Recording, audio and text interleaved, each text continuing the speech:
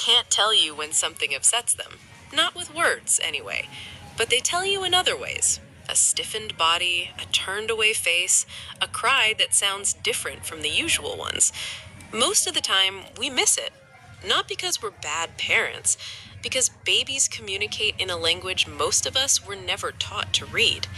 Here are 9 everyday moments that can land harder on a baby than we realize, and what to do instead. Number 9, laughing at a fall. Your baby trips, plops down on their bottom, and looks up at you first, before they even decide how to react. If you laugh, they might laugh too. But if they were startled or a little hurt, and you laugh anyway, they learned something small but real. My first instinct to check in with you didn't get met the way I needed. The fix is simple. Check the face before you react. If they look shaken, comfort first. Laugh later, together, once they've decided it's funny. Number 8, rushing the goodbye. You're late, so you scoop up your coat, kiss the top of their head, and you're out the door before they've had time to register you're leaving. It feels efficient. To a baby, sudden disappearances can be more unsettling than a slower narrated goodbye. I'm going now, I'll be back after your nap.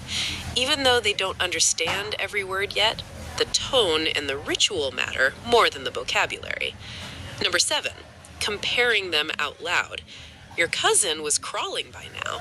She's not as chill as her brother was. Babies pick up on tone long before they understand comparison as a concept. What they register isn't the content, it's whether the adult's voice sounds pleased or disappointed while looking at them. Save the comparisons for texts to grandma, not in front of the baby. Number 6, ignoring protests during routine care. Diaper changes, nail trims, wiping a messy face. A baby squirms and fusses, and it's tempting to just power through quickly since it'll be over in seconds anyway. Narrating what you're doing, I know, almost done, just one more, doesn't speed things up, but it does something else. It tells the baby their protest was heard, not just tolerated. Number 5, the phone during feeding time. This one's hard to hear because almost everyone does it. Feeding time is one of the biggest windows babies have for reading your face.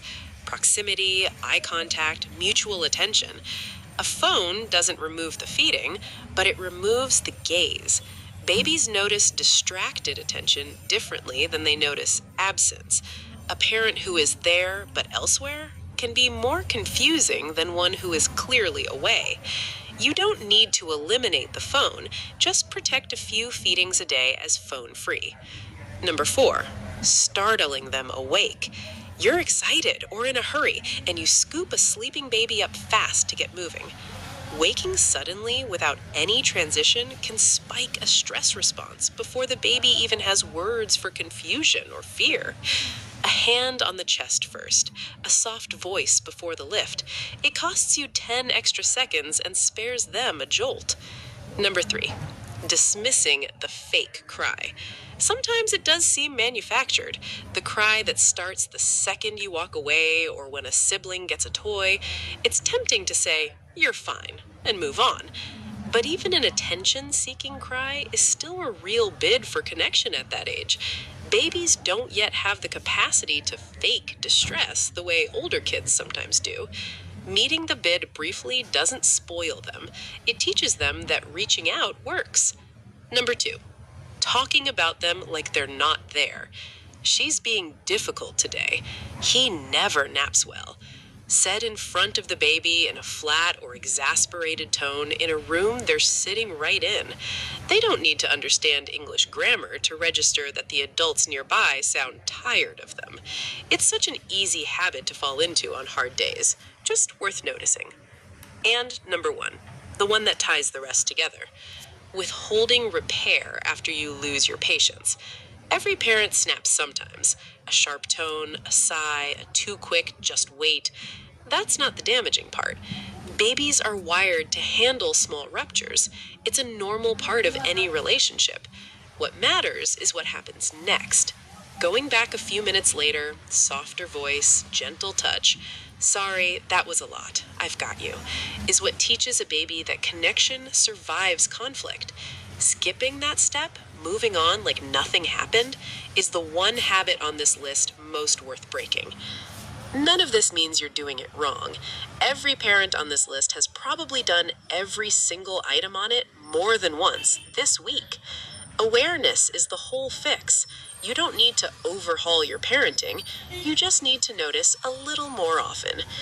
If this was useful, send it to another parent who could use the reminder, not because it'll get you anything, just because most of us are figuring this out in real time and could use the company.